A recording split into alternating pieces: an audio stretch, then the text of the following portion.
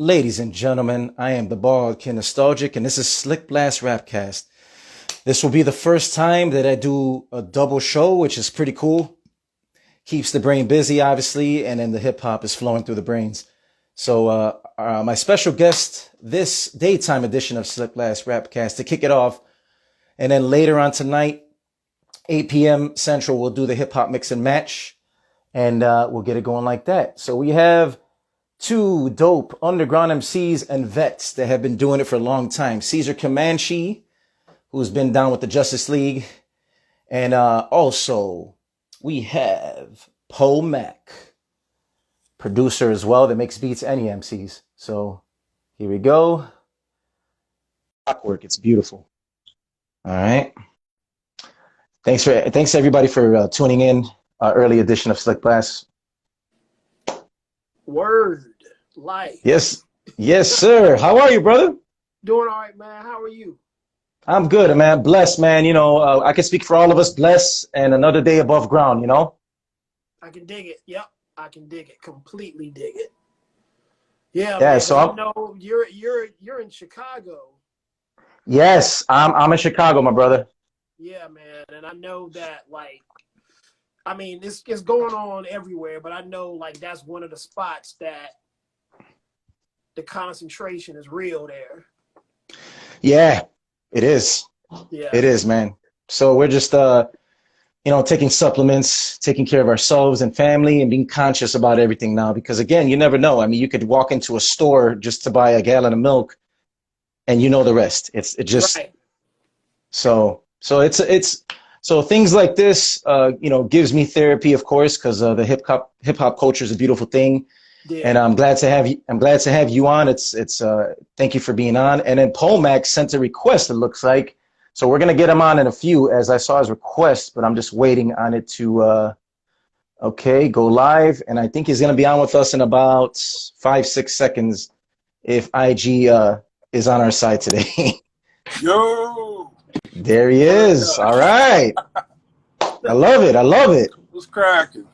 What's going on, Poe Mack? How are you, man? Oh man, I'm doing all right, man. Just doing hip hop dad stuff. Kid get out of school soon, and straightening up the lab and all, things like that, man.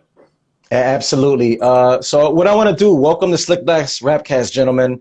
I think man. It's important to give everybody their virtual flowers, and I genuinely do that from my heart. So because I love this culture so much, I want to give you both your flowers while we're physically here talking, if that makes any sense. Yeah. Appreciate you, sir.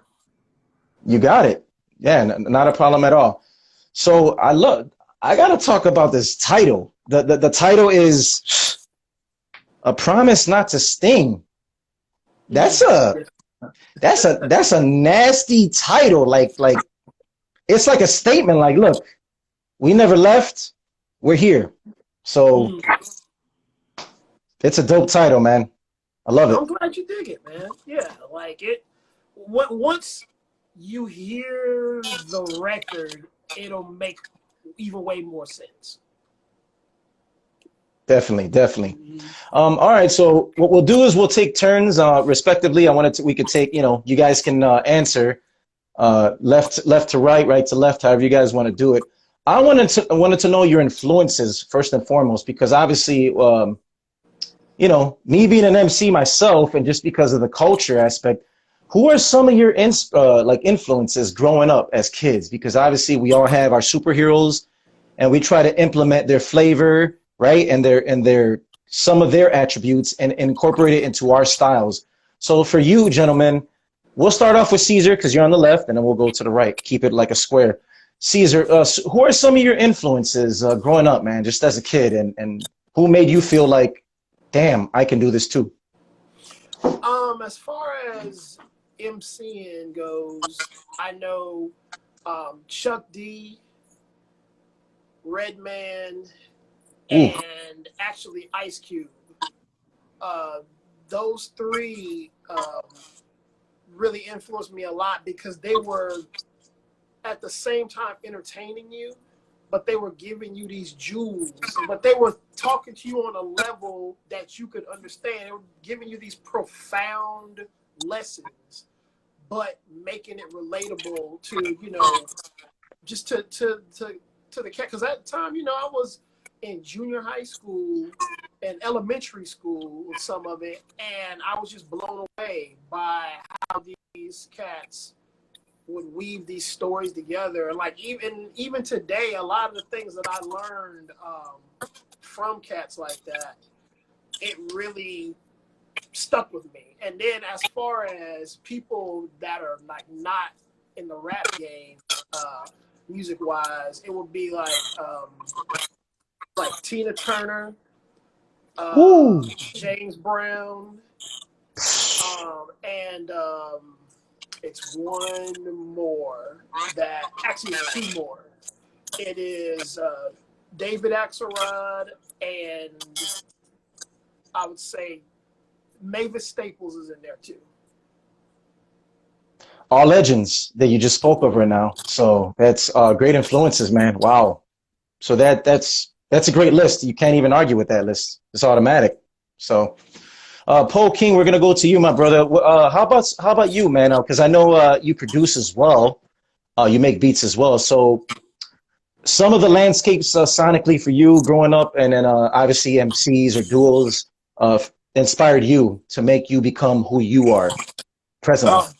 Starting out in music, my first influence was my aunt Jane Powell. She's a retired jazz singer, and like even though she's not a rapper or wasn't a rapper, she was an MC. She controlled any room that she got in, and I watched that from like literally from being an infant like on up, and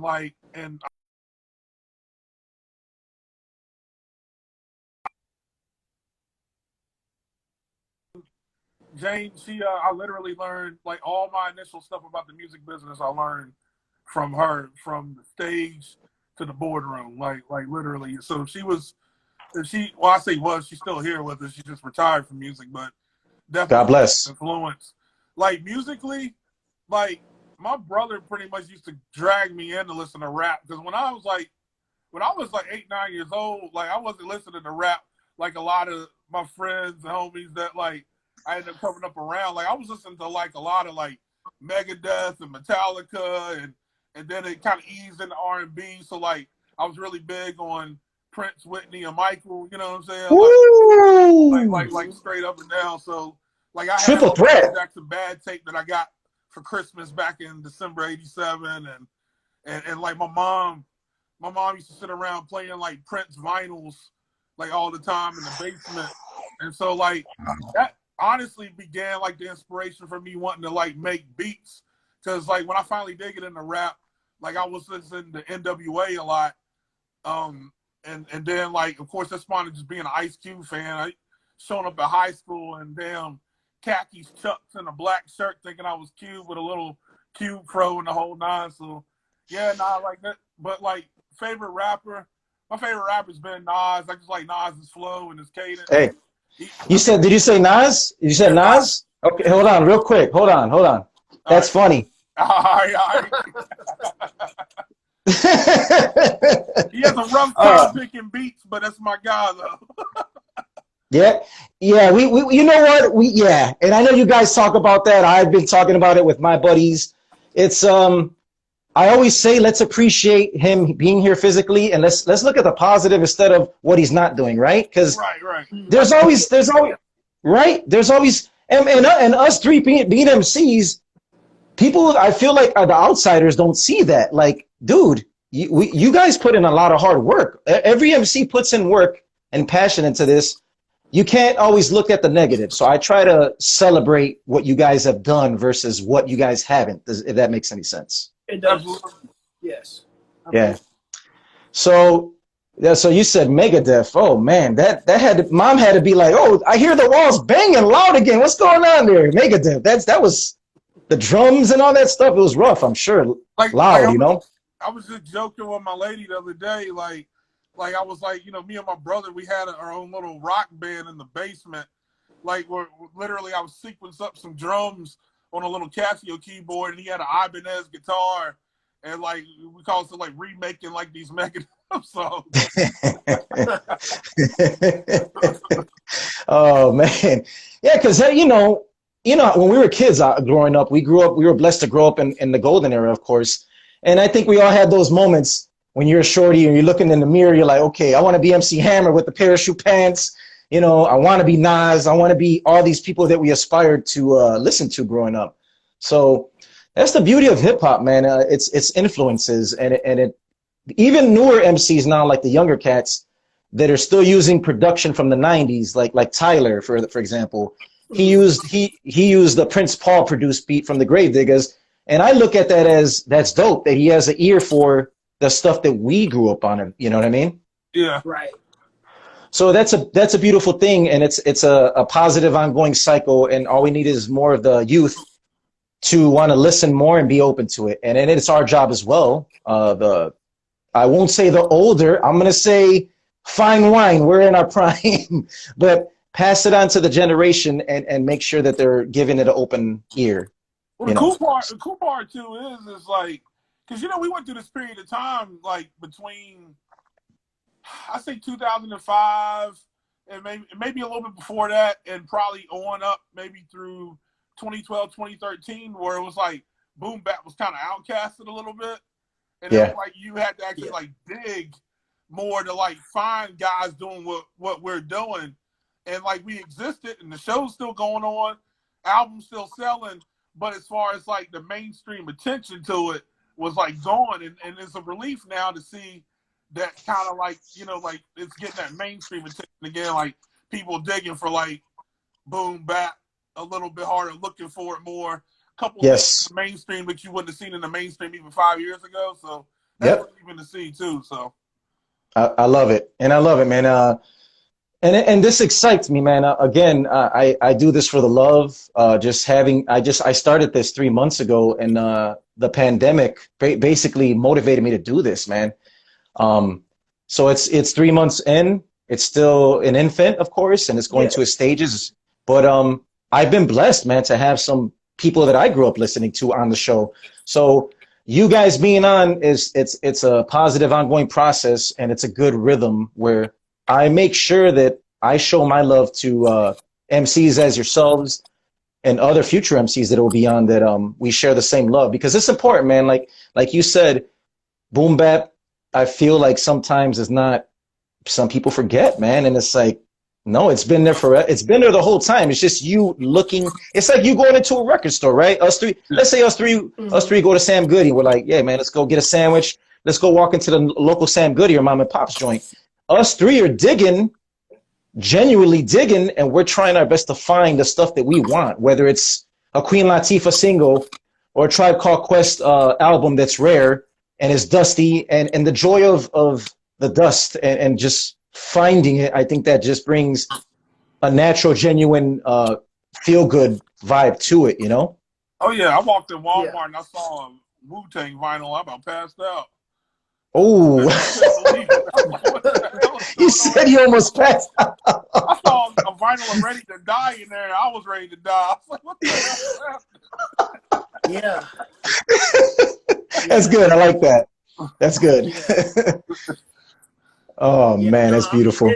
It's that analog sound that boom bap brings. Like, it makes you, for me anyway, it makes me actually feel the music. Like, you can feel it like rubbing your skin, and like the drums like smacking you and things like that. It's like I need that to be able to feel something, because I believe that music is about feel first for me. Yes. And if you don't, no matter what you're talking about, if you don't be able to convey the emotion, make people have that primal sense, that that old brain stimulated, as well as the new brain, what I'm saying, the outer brain. It's like you need both sides of it. And it's just when it comes to that gritty, warm, soulful feeling and sound, it's like that's what gets both parts of my brain firing, and then I can actually enjoy. And it doesn't matter what genre of music it is. I just need that like sound of the instruments, players, things like, you know what I'm saying? Like I need that to like really enrich me, you know? Definitely.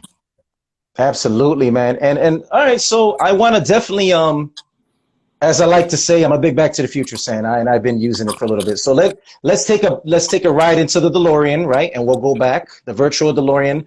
I want to know how you two cats linked up, because everything happens for a reason, and there was a natural fate between you gentlemen. So I want to know how your friendship came to fruition, and how did the chemistry start cooking and cooking for it to be, you know, this. Poe, what year was it? Because it's a part that goes before when me and him met. But what year was it when we first worked together show wise? Do you remember? Because there's layers of this actually. Right. Okay. Take your time with it. Yeah.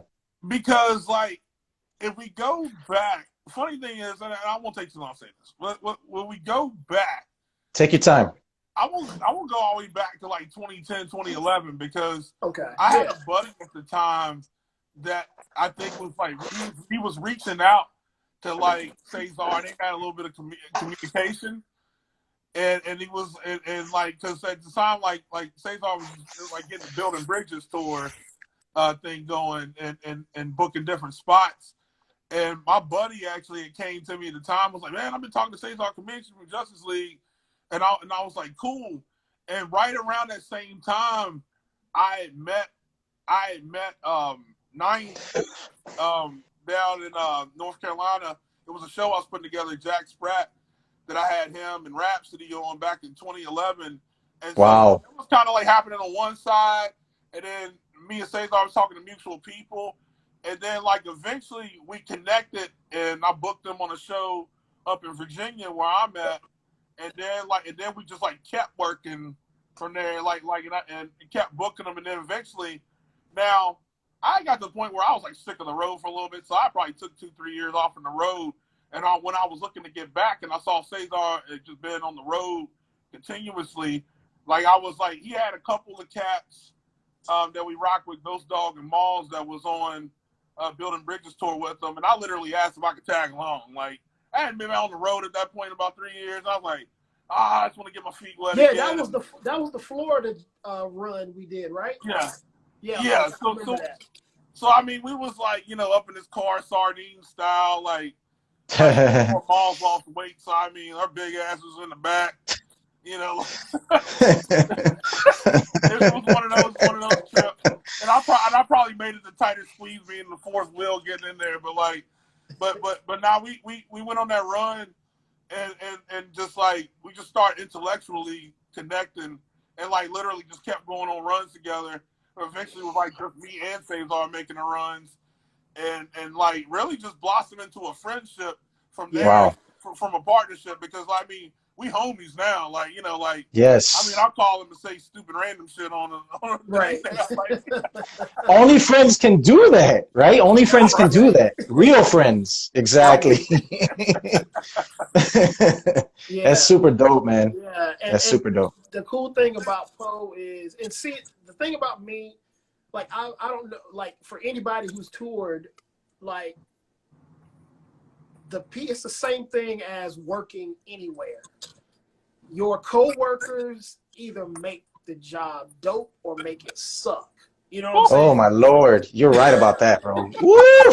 So you saw the expressions on their faces at the same time. Yeah, like, and that's real. So it's like when you find somebody that y'all have that thing to where you work well with them. You see they got their heads on straight, because at this point, like when we started, I probably had been touring for maybe close to 15 years at that point. And wow. It's one of those things where, okay, your mind is more laser focused. Like the more you tour, the better at it you should get. Not everybody does, but you should get better at it because you're learning every time you do it.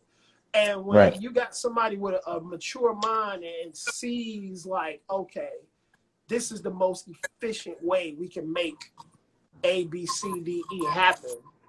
And then they're not worried about all type of thing. It's like some grown up stuff. You know what I'm saying? And then y'all like have the sense of humor that gel well together and things like that. And like it makes all the difference because it's like those runs and going across the country and doing things like that. It's like that stuff is a grind and it's real. And you know, you gotta Yeah. have your head on straight. You gotta understand that, you know, anytime you can get rest is gold. And the way you choose to budget things out and things like that, it's all part of it. So it's like people who get it, and then when at the show they're professionals, it's like, you know, we don't be showing up before we perform to get on stage. It's like we're there at load in while the sound engineer is setting up their stuff. We're setting up our Wow. merch table. Our merch table's set up way before the Wow. daggone doors even open. We're there for sound check, all that type of stuff. And the people I roll with understand how important that stuff is. You know what I'm saying? Because it's good business. And then even when you're on stage performing, since you've bonded with the sound engineer, they're more invested in your set. You're not just somebody that just showed up on the scene all of a sudden and then they keep, because you know how many times at a show you've seen somebody turn my mic up, turn the music, all this stuff. Is Right. so your Yep. set is the sound check, is what you're telling us. Yeah. You know what I'm saying? E- Like, and Exactly. the sound engineer off. And it's like all these Yeah. things, man. And like, and then another thing that me and Poe have a love for is 80s music. We love it. Woo! Oh, Yes. yeah. And like all it don't matter. Like, man, me and him listening to like Tears for Fears, some daggone Classic. Hall and Oates, daggone The System, the Woo! old New Jack Swing joints, all the way Yep. to Madonna, everything. And like, and we get once we get in that bag, it's over. Like both me and him Yep. go to another world. Like we start listening to that stuff. So it's like it's just people that make it easier out there on the road, and then you know y'all are looking out for each other, because when you're out there, you're away from home, you're in the wilderness, so you got to make sure the person beside you, y'all have each other's back, and it's just a cool thing. And like, and honestly, the other question you touched on about the chemistry, Yeah. see, I honestly didn't know that we would sound that good together. It was a thing to where me and him had done songs before, like on other projects, but we never like came together and been like, yo, we're coming with this one goal and this one album and we're a group now. We never did Gotcha. that. And Right.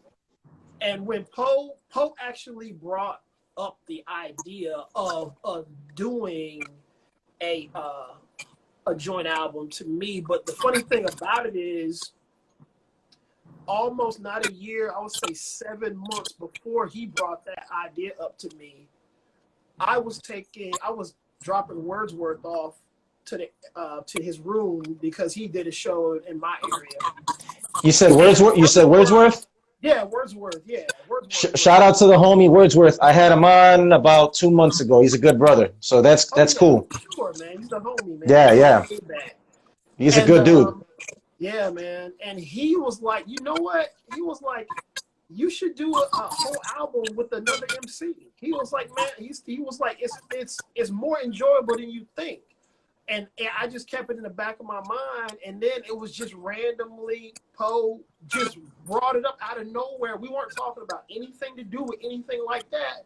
And he just brought it up out of nowhere. And I was like, is this the second time this has come into my universe? So I said, it's got to be something to this. And then when we worked on one song, and it's like, it sounded good. And it was like, it sounded like me and him had been doing albums together, like this album sounds like our like 5th or 6th album to me.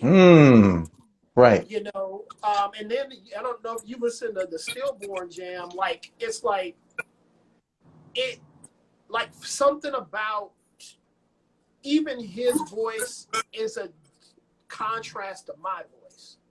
Wow. You know what I'm saying? So it's balance there, and it's stuff that me and him didn't work on. It's stuff that there was no way we could create that. It was just there. And then we were able to construct a good song. So it's, I don't know, when I listen to the album, it kind of, not in a bad way, but it's very surreal to me. And I can't wait to everybody to be able to get a hold of this Promise Not to Sting album, man, because, yeah, it's something special, for sure. That's, we're you know both what? Scorpios too, so like, you know. Oh, you guys are November? Beginning of you guys November? Which month? November. Oh, we're both Scorpios. Yeah, me too. Yeah, November. Yeah. I'm November 25th, so I'm right next door to you. I'm your neighbor. I'm Sagittarius, so we're right next door to each other. Yeah. November 25th? Yeah. That was my mother's birthday. God rest her soul. Oh, God bless her. that's right. God bless her. And I'm sorry. Thank you. Yeah, my condolences. And Yeah, that's beautiful. 18th, and Poe, what are you? November 15th. November 15th. Nice. I love it. November 13th. All right, so whenever November comes, I'm gonna hit you guys up and wish you guys a happy birthday. So it's dope, man. November in the house. I love it, man. We're repping. That's right. Yeah. That's right. And it's cool, man. It's funny that you guys say that about you guys are friends naturally now, but before you never thought about a joint album. There was always potential for a dual joint album, but that's nice that Wordsworth kind of gave you a nudge and said, "Hey, man, I see potential in the two of you guys, where it's a Tango and Cash, Batman and Robin kind of chemistry, and it flows naturally. And you guys obviously mesh together. I can see that you can tell the natural, genuine friendship versus somebody that hasn't talked to them in like 3 years, and then they make a song together and they're like not even looking at each other. It's like, bro, come on now, you got to give the guy a hug." You know, the crazy thing with the pandemic and everything is we didn't even think about until we got together and got to shooting videos for this album. We didn't even think about the fact we hadn't seen each other physically in 2 years. Yeah. Wow. And it was because of the pandemic, because we were always doing stuff. But that whole, you know, we went like literally, almost a whole 2 years. Yeah.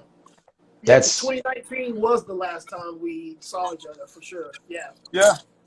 Yeah. Wow. When we was returning from a very rainy, it seems like every time we would return from our Florida runs, it would always be some ridiculous downpour. It looks like it's about to wash us over into the damn Atlantic. Right. It follows us. Yeah. It goes on for like a few states. Exactly. Yeah, it's crazy. Yeah. Hey, Florida is nothing nice when it comes to the rain. It's a beautiful state, but it rains so damn much. It's like, yeah, it rains a lot over there. So I can see that. Definitely can relate to that. My family and I, we try to go once a year. We went this year too, with the masks and the whole thing, but it was good for what it was worth, you know? So, yeah, man.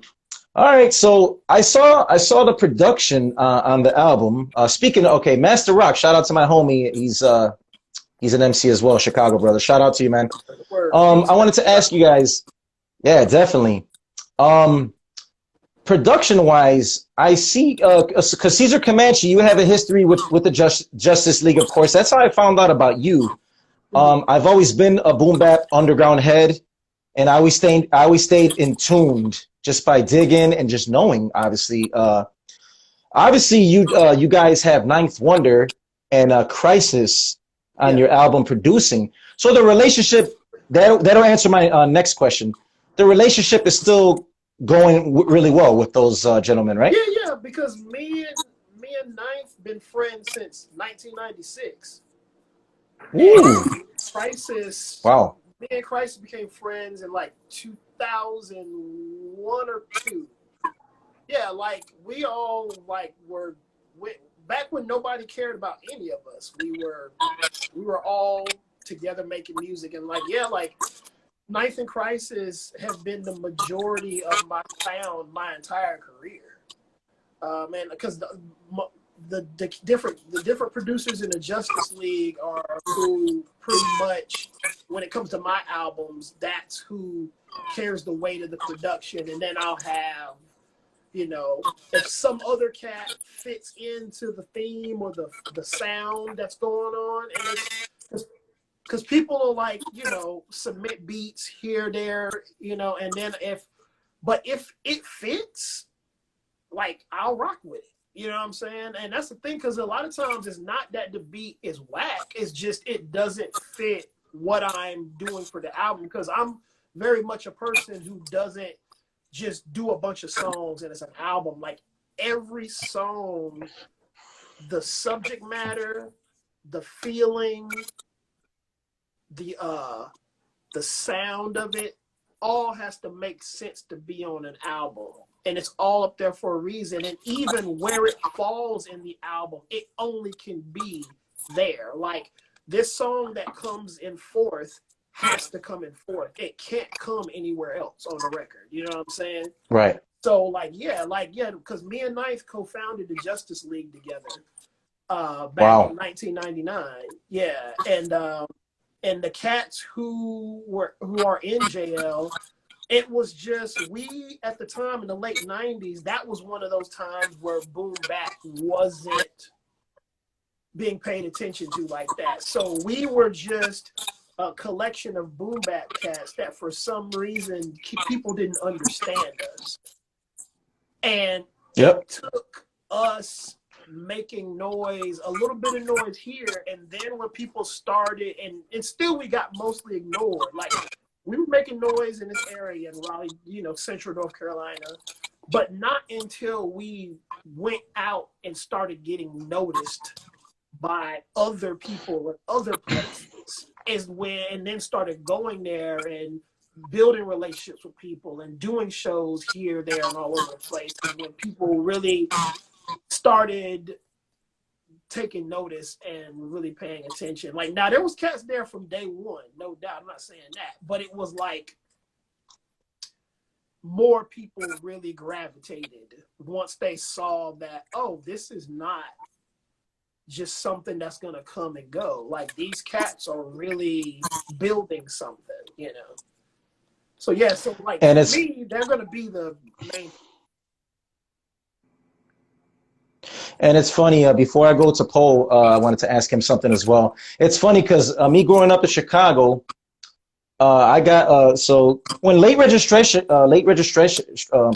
late registration, not even that one, the College Dropout, his debut, the Little Brother debut, The Listening came out. I was the first on my block literally to buy that CD. And then once I heard Ninth and I started growing into other stuff, I was the one passing out Legacy, oh, it looks like okay. He could come back on.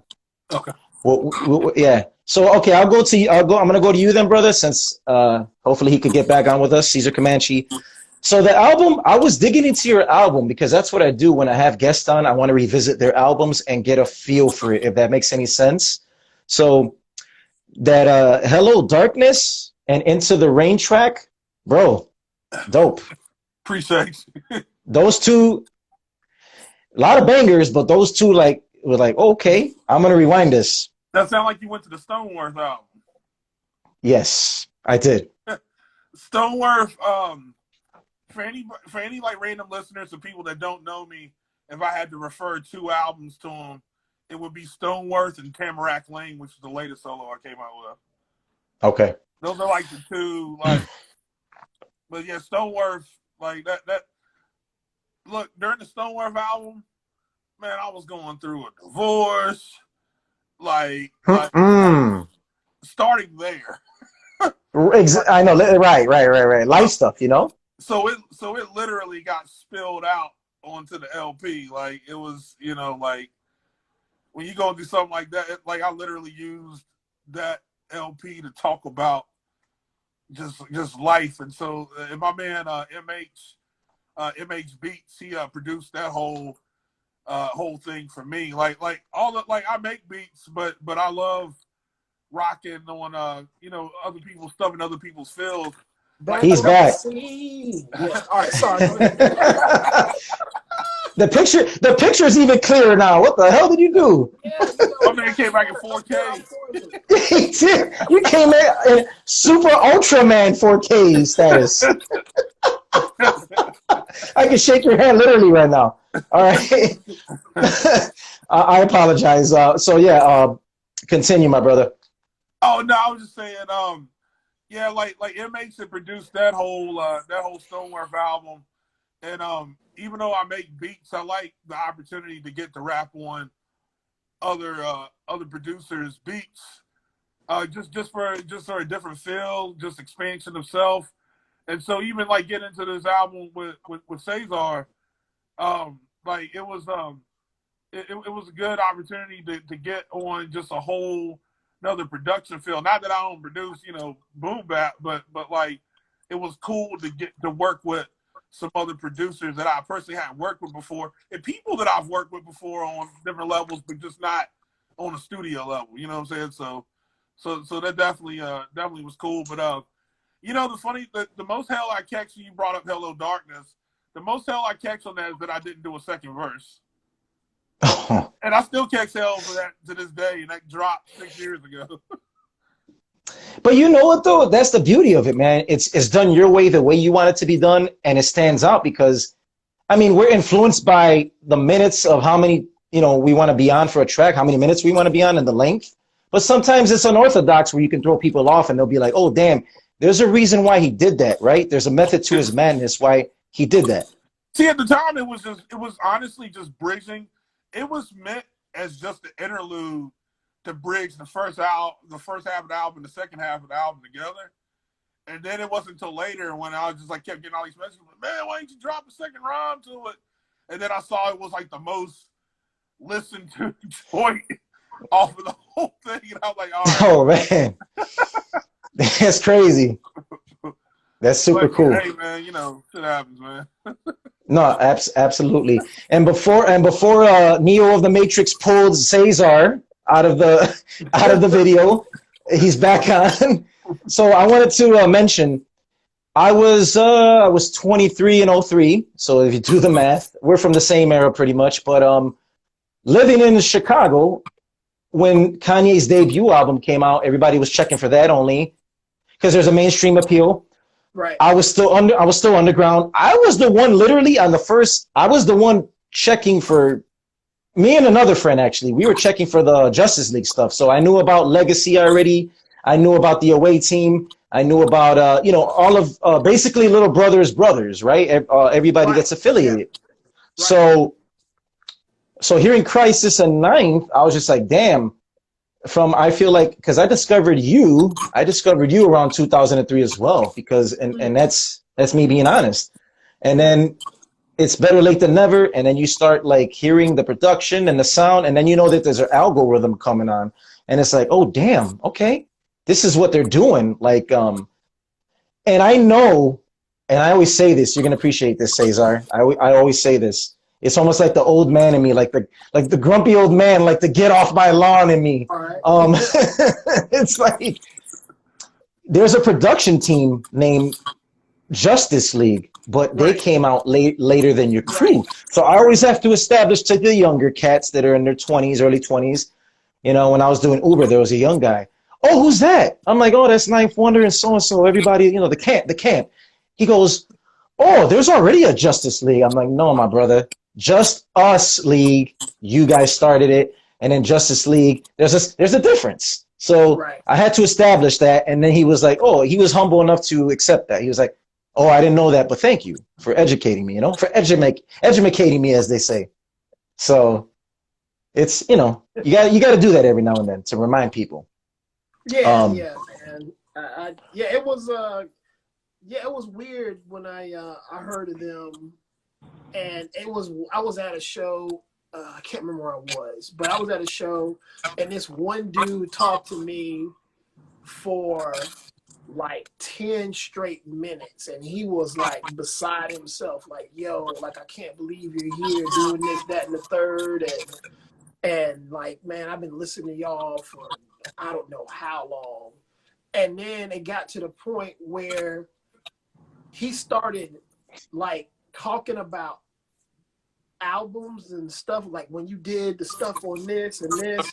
And I was thinking about, like, wait a minute. I think this cat got me confused with somebody else. I knew. I knew you were going with it. I knew. Yeah, it was like, I don't What? know what you're talking about, dude. Like, I never was like, yeah, man, y'all did blah, blah. I was like, like you in the new Ross joint. Yeah, you are you on that Little Twix and Little Pepto Bismol collab? I'm like, yeah. Yeah. I was just like, oh. Man. And I actually got a little bit concerned that was going to start happening more, but that was the only time it happened, though. Yeah. it's like I had on one of the forefathers of hip hop yesterday. I had him on last night. Man, he's 58 years old and still looking good, man. Busy B, the Chief Rocker. I had Busy B on last night. He was talking about it too. He was venting. You know, I don't call it ranting. He was venting because that's what humans do. We vent, and it's a normal thing. And he was like, I was like, who are you checking for nowadays? And he went off. He was like, it's archived on my page, the SlickBlast page. He goes, man, the little baby, the medium-sized baby, and all these damn babies, I don't get it. And I'm like, I know. I was like, I'm so confused. I don't know which baby is available. Like, and he said, how come they can't come out with nephews and grandsons, like to spread out the names? I'm like, I don't know. It's just the way it is now. But so yeah, it goes back to what we were laughing about. You know, it's you know, being old, having an old. Like, all I care about is if it's dope or not. Like, that's all I care about. You know what I'm saying? Like, what's coming out of that speaker is what I'm concerned with. And all I know is everything ain't for me, you know, and I just want whatever, and everything shouldn't be for me. It's like, that's very, you know, arrogant to think all music should be made for you. Very, you know, so to me, I'm like, right. Some stuff ain't for me. Like, and some stuff I'm not going to get simply because whatever the vibration is just not my vibration. So, like, just do that and make sure I just care about you being honest. That's the thing I respect. Be honest about what you're doing, and are you doing something to only be self-serving, or are you doing something to be self-serving and serve others too? Like, are you trying to uplift people, or are you trying to just, because as an artist, I didn't make this up. I know Paul Robeson made this whole thing up, and it's on his gravestone. And it says, as an artist, you either can enslave people, or you can either be for or against slavery. And that's what choice every artist has to make. And you have to choose one or the other. There's no middle ground. And then he said that I made my choice a long time ago. And that's on his gravestone. That's profound. Wow. Yeah. I'm sorry. Were you going to say something, Paul? Yeah, no, I just want to add what he was saying, because I was just saying to somebody last week when they was just asking me about, like, because I got to the point where I just stopped telling people I'm a rapper. I just say I'm an entertainer. Like, you know, find out I rap, come to the show, whatever. But there's a huge difference between going back to when I was talking about NWA earlier and Public Enemy, and, like, you know, people talking about profanity on tracks and this and that. There's a huge difference between that and the profane stuff that's happening now. Like a lot of profane stuff now, and telling people to go do reckless stuff, even though profanity was all in the music and people was actually tripping about it then. They was telling people about shit that was going on in South Central Los Angeles that nobody really knew about. Right. It was there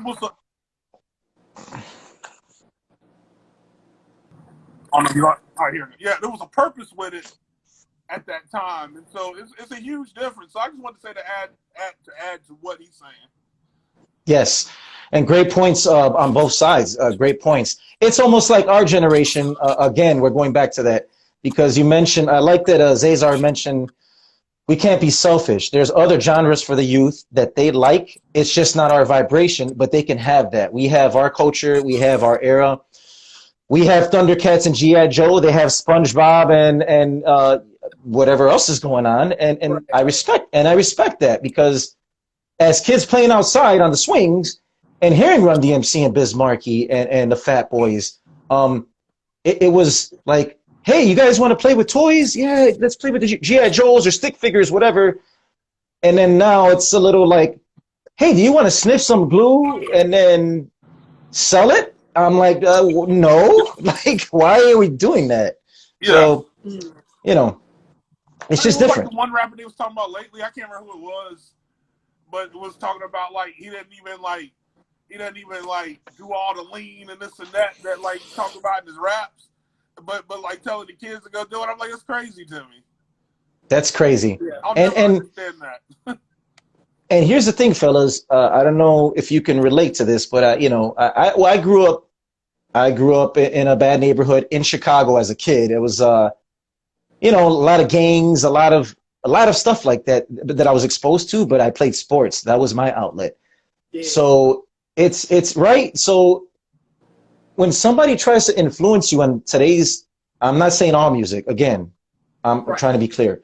Certain genres of today's music that puts out a negative message where it's like, okay, hey, let's go have some popcorn and watch Nightmare on Elm Street and have a good time versus, hey, what are you doing tonight? Whoever, I'm gonna die tonight. Like, I'm just gonna record a song and then I'm gonna die. Like, my whole point is it's so dark and so, it scares me sometimes. My wife and I, God bless, we don't have children yet, but we were saying that to each other. Like, the day that we decide to have bring a child into this earth, we want to make sure that we instill positive morals and let them know that there's a good, a positive path. And then there's that path. You know what I mean? Yeah. Right. So it's, yeah, I have nieces and nephews too that listen to music, to hip hop or whatever they listen to now, and I respect it, and it's what they're growing up to, but still like the old school stuff. So it's good to mesh. As long as you influence the positive into it, then they'll pay attention. You know, as long as there's a positive figure around. Well, as entertainers, we have a responsibility too, like because yes, because we're public speakers. Yes, and so we literally have a platform to go out there and tell somebody either to stay on the cliff or jump off it. Really, right. I like that. You just dropped a verbal gem. That's that's such as life. That's real life stuff. And that's the thing, man. That's why this culture is so beautiful, because OGs before us, legends, current gentlemen like us, and other MCs of the next coming generation. If you can use that in a positive, use the format in a positive way, you can be so creative with it, man. And it's endless, right? The brain, creative juice is flowing in your brain. It's endless. Because I know you guys, I'm sure, if you're watching a movie, right? Like, for example, The Matrix. I referenced The Matrix. I just love that. I love the trilogy. A lot of people don't like the trilogy. I like all of them. But it's one of my verses I used because I watched The Matrix, just because I saw it. So that's the thing about hip-hop. It's a universal thing. Even you guys, like, your influences obviously are displayed in your album as well, but you guys are you, but there's influences still being spread across, right? So universal. It's a beautiful thing. Okay, so what I like to do, man, with every guest that's on SlickBlast RapCast, and once again, I appreciate you guys being on with me. It's great, man. Just us interacting. That I love doing it, man. I just love picking everybody's brain, and the culture's that meaningful to me. Dead or alive, this won't be that difficult. Top three people. You can go first to the left, Poe. Dead or alive. If they're letting you know to work this weekend on a track, it could be an MC, a producer, a breakdancer, anybody in the elements. Who are you working with? It could be a track. It could be you producing. It could be anything. Who are three people that you would say, I'm going to do it ASAP before time runs out? I'll go with you first. I want to say, if I had to put myself in a room with just 3 other MCs randomly, I'm going to say Nas, because I've always wanted to make a beat for him. Black Thought. And I'm gonna say Fonte. Ooh. Because three Barsmith I actually would like to produce and put on one record together. Talk about a trio right there. That's nasty. That's nasty. That great picks, man. All legends too. All legends. Oh, yeah. Fonte is definitely doing his thing, and yeah, shout out to Fonte, part of the Justice League. Shout out to him, man. And all right, we're going to you, Cesar. Who are dead or alive? It could be anybody. There's no wrong or rights. It's about in your heart. Who would you want to work with? And if they told you this weekend, let's do it. Let's work on a track. For me, the first person I would want to work with is Q-Tip. Nice. Second would be, let's see, so Q-Tip. Then it would be and rap music. You mentioned Chuck D. I think earlier, and Ice Cube. Yeah, just to help out. For sure, them. I was trying to think of somebody else too, though. Gotcha. Because see, Q-Tip is just, as far as a song maker, like he's like that genius song maker to me. And Tribe is my favorite group of all time. So yeah, them. Then you got oh my gosh. No pressure. Take your time. Yeah, like it's like too many people going through my head now. It's tough. I know it's tough. I know. Also, well, Dilla. Great choice. Yeah. And, great choice. Probably Madlib. Ooh. Yeah. So you got 3 geniuses and all producers that actually rhyme as well. So that's a nice mesh and a nice blend. Both of your picks are, damn. Imagine both of your picks together on one stage. That'll be pandemonium. Yeah, that would be crazy. You have to lock the doors and be like, look, nobody's here. Go. Yep. Wow, that's phenomenal choices, guys. Yeah, man, it's unfortunate. That this is one thing that I like to stress. You guys are on with me physically. I like to appreciate the moment as it is, because again, man, this life is precious, as we know, and it's short. So, I always want to keep it positive here. And you guys are always more than welcome to be on in the future. You guys are family. Anybody that's on SlickBlast is officially family. And I like to, yeah, man, absolutely. I like to stay connected with everybody because it's important, man, because I know that life happens, if this makes any sense. And the reason why I'm going this way is because it's important to check on your friends and call them sometimes, regardless if they didn't call you for 3 weeks or a month. I think that you got to be that person and be like, hey, I want to know how this guy's doing, because they might be going through something that we don't know about. Absolutely. Right. And that resonates with just music as a whole too, because music is life. Music is a soundtrack of life. So it's almost like it goes hand in hand.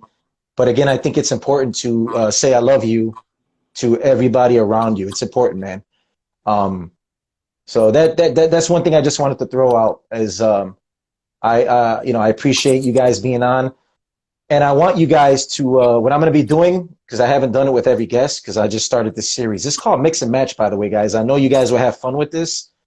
Daryl D, shout out to Daryl D to be on with us. So Mix and Match is basically a series I started about 4 weeks ago, where you guys can use your imagination. You know how I asked you guys dead or alive, who would you work with? Right. Yeah, so I would love for you guys, when you're free, whenever it is, I'll set it up with you guys. We can do a mix and match. It's usually 4 people, so I'll get a fourth to complete the us 4. It's basically, for example, Rick James and Eddie Murphy, produced by the Neptunes. It's out there. It's wild, right? You're like, or Missy Elliott and Master Ace, produced by Dr. Dre. So that's an example of mix and match. Okay. So in the future, definitely. You see, he's smiling already. He's like, I already got a list. It's something I would like you guys to be a part of. Yeah, because I want everybody to do that and participate. I think it'll be cool to pick everybody's brains and see how far you guys can take it outside the box. You know what I mean? Oh yeah. So yeah. So speaking of which, Master Ace, I had on the legendary Master Ace about a month ago, and he said Missy Elliott is somebody he would want to work with. Yeah. And then Dr. Dre would be his producer. That's kind of crazy. You know? Yeah. Yeah. You know, so you saying that makes me think of when I first started producing, my goal was always kind of to mesh a sound between DJ Premier and Dr. Dre. Ooh. Wow. That's great company right there. Yeah, that's, like like the West Coast boom that Dre would bring, and that G-Funk mixed with that boom bap sound. That's a beautiful combination. Yeah. So yeah, I just wanted to invite you guys in the future when you guys are situated and ready. And I thank you guys for being so organized and smooth, man. You guys were so easy to have on, and I love that because there's been a couple of times, unfortunately, that I booked somebody to be on with me. You know, we agreed on it, and right. Either they don't show up, like it's no call, no show, and it's like, yeah, and it's like, okay, you were a legend, and I admire you as a kid, but damn, at least let me know that you're canceling, fam, so that way I can make some sandwiches for my wife and, you know, do things, take my dog out for a walk. So I'm glad that you guys were very easygoing. That's much appreciated, and I acknowledge that. The down to earth and the humbleness of you guys. I appreciate you guys for that. Yeah, so. you gotta be somebody of your word. Like no matter what your position is, if you say something, then just honor it. It's really that simple. Because thank you. Life is a wave of ups and downs, and the same people you see on your way up are the same people you gotta see on your way down. Ooh. So it's like, keep that in mind all the time. Yeah. That part. Yep. These two gentlemen in class acts, Cesar Comanche and Poe, class acts. Again, yeah, like he said, you know, it doesn't matter if you were a legend, if you were co-creator of SpongeBob. Like, no, it doesn't matter. We're all human beings, and we all still eat from the same table. Right. And we all bleed red. So, like, if you're bleeding purple and you're kind of like an alien, then I'll bug out and I'll be like, yo, okay, I'm gonna sweat you. But, yeah, but that makes any sense. Everybody's time is important because you can't get a second of it back, not even a millisecond. Yeah. Thank you. Yeah. Thank you for that. Thank you for that nugget, guys. Time is of the essence, and hey, man. So everybody, a promise not to sting. Will there be merch? Ooh, there it is. Yes, sir. I love it. I love idea it. if that's forward or backward on y'all screen, but yes, make sure. So the vinyl is pre-ordering right now on poemac.com, and the CD, which I'm holding right now. That's a beautiful cover. Yeah, man. Like it's man. really, really dope. Nice. The CD is going to start pre-ordering on the 27th of this month, and that'll be on CesarComanche.bandcamp.com. Yeah, so okay. Both, you know, and then the vinyl, you're going to be able to get that. That's going to start shipping a month before the album actually drops, because the album's not dropping until October 25th. Oh, wow. Yeah, so people who are going to get the vinyl are going to have it potentially even a whole month before. You know what I'm saying? That's dope. And yeah, so it's a real dope project. Can't wait for people to be able to get their hands on it and just absorb it in their own time. And then we got this next video, because Stillborn is doing very well as far as the reviews and just how people are gravitating towards it. We got another video premiering the 13th of this month, September 13th. Oh, it's coming up then. Okay. Mm-hmm. Oh, yeah. Yep, and that's the second single. So that's dope. We're just been we've been doing this campaign pretty much for the majority of this year, slowly but surely giving people little nuggets here and there, more information about the album. But it's been a fun time. Like, me and Poe Mack have been really being creative with it, because it's like we can't do what we normally do, which is actually be in your town, selling it to you, performing it for you, like that. That's normally what we would be doing. So right, we just got to be a little bit more creative with it as far as the campaign goes. Hey, shouts to Superstition too. I see he logged on. Yeah, I saw Big this shout thing just slide by. Yeah, I just saw that. With a nasty record, man. So like, yeah, he did. He produced the serious joint on this album. So yeah. Shout out to the gentleman. Way back too. So it's like everybody that is on the record, like, we all are friends in one way or another. And I feel like that's when the music sounds its best, when these people really rock with each other outside of music. As people, and it's a blessing. Yeah. Yeah, it's a blessing, like you said, man. And it is a blessing. Superstition, shout out to you, my brother, a gentleman also, and dope talent as well. Yes. So I'm a merch guy, obviously, with the hip hop culture. I love supporting, So if you guys can both sign the vinyl when I order it, man, that'll be appreciated, if that's possible, because I know that sometimes the label has it, and then it's coming. I understand from the Yeah, I get it. Hopefully, but no. One day we'll be all in the same space, and we will gladly do it. Exactly. Yeah, absolutely. And that's another thing too.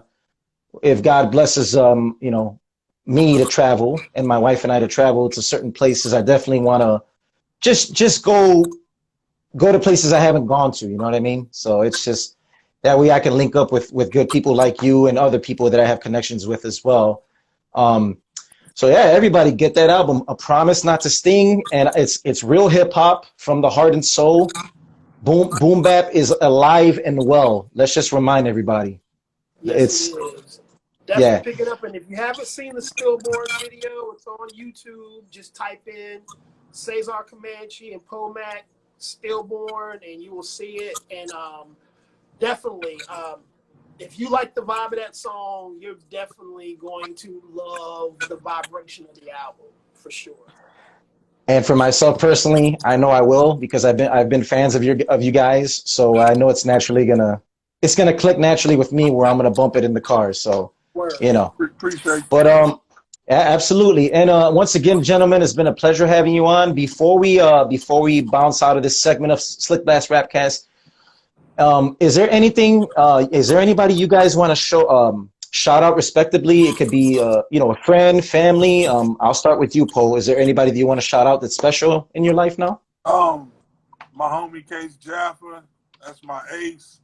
Like, no matter what formation and crew, clique, anything I ever had, like, brother's been with me like day one with this whole music thing. Like, literally the first cat that said, hey, let's use Poe's beat when my joints are straight shit. So like, that's a day one homie. I shot him out off gate, and honestly, that's it for me. Okay, cool. Respect. Thank you. And then Cesar, who would you like to shout out that's important to you, or anybody that you think of? I want to shout out Ninth Wonder, Urel, and Edgar Allan Flo of the Justice League, because those three people are the first people that really, like, as far as other MCs believed in me, those three. And then, DJ Flash for the production record. Yes. Daggone Superstition for Man Helm, also are like brothers from another mother. And then the brother DK that produced on the record. And then it's a whole bunch of other people on this record that are not listed, but you will hear them on this album.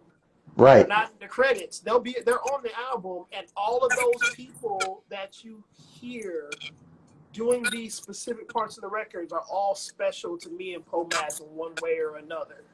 Yeah. And all of them contributing to the album too, and you know, and then Mari, hip hop, aka Hip Hop Junkie, for killing like this artwork. Like she freaking just killed it. Yeah. We didn't know. Seriously. It was gonna look like we had no idea, but it's like it is. Yeah, she just, as far as the visual, she nailed exactly what we needed for the record. And yeah, I mean, it's just, you know, and everybody that's ever supported us in any kind of way, because you don't have to. It's not a law. You just choose to. And I feel blessed to still be here and still be making music and still have people care that I'm making music, you know, so that I appreciate that. I don't want to sound cliche and not to cut anybody off, but it's literally like, if there's no y'all, there's no us. Yeah. Like it's literally that. Yeah. Another round of applause because transparency. Oh, and sorry to Jay Rawls too, because Jay Rawls is producing on the album. I didn't. Ooh. And Jay Rawls for showing love, and like when we first met, he really. I didn't know that he liked what we did too, and we said we needed to work, and that was a long time ago, and then it just came to fruition on this album. So definitely, like, and also the Eternal to MC featuring Heather Victoria, what she did on the record, and to Marcel P. Black, like everybody, you know, more than grateful for what everybody contributed. Nice. And obviously you guys got an ear for dope production, because you mentioned Jay Rawls. He's one of my favorite producers. Definitely all-time top 10 for me personally, top 10. And he's a nice guy too. I've gotten a chance to communicate with him before he was a professor, but he's a nice guy as well. He's a good human being. So you guys are surrounded by good human beings, and you guys are obviously yourself good human beings. So Cesar, if you can do me a solid, man, because, you know, I genuinely reached out to everybody because, again, I love this culture. I messaged Ninth once, and I don't want to be that guy to keep messaging. I reached out to him to see if he could be on because, again, I'm trying to pay homage to you guys, everybody that's contributing to this culture, as it's a circle. Ninth Wonder is a huge, I'm a diehard Bulls and Bears fan. I know that he's a diehard Chicago Bears fan. Right, he is, yeah. Yeah, I know that, and the Bulls as well. Is there, man, if you could just let him know, man, that I reached out to him, and maybe I can have him on here one of these days, and, you know, maybe have you guys on together with us. That'll be cool too, you know? Chop it up. Okay, So. yeah, I mean, I'll mention it to him. Yeah, like, Yeah. Yeah, that's not going to hurt nothing, yeah. Exactly. Absolutely. Gentlemen, once again, it's been a pleasure having you guys on. I appreciate the communication was crystal clear, and you guys are just genuine dudes, man. So, man, God bless you both and continue success. And we'll be checking for the album, man. And actually, I'll be posting on my IG sometime this week. I'll post that track that you mentioned, the video, so that way I'll spread it to the masses and keep it going, man. Spread this positive message, and yeah, man, I'm looking forward to this project. I know it's gonna be dope, and I trust that. So, hey, God bless you, bro, man. Appreciate your energy, man, for real. Definitely, man. I appreciate you guys. Have a blessed one, and I'll be posting this, okay? And I spread the good word. All right, definitely. All right, brothers. Peace, man. Peace and love. God bless. Yes, sir. All right, we have the gentlemen. They were good brothers. All right. Let me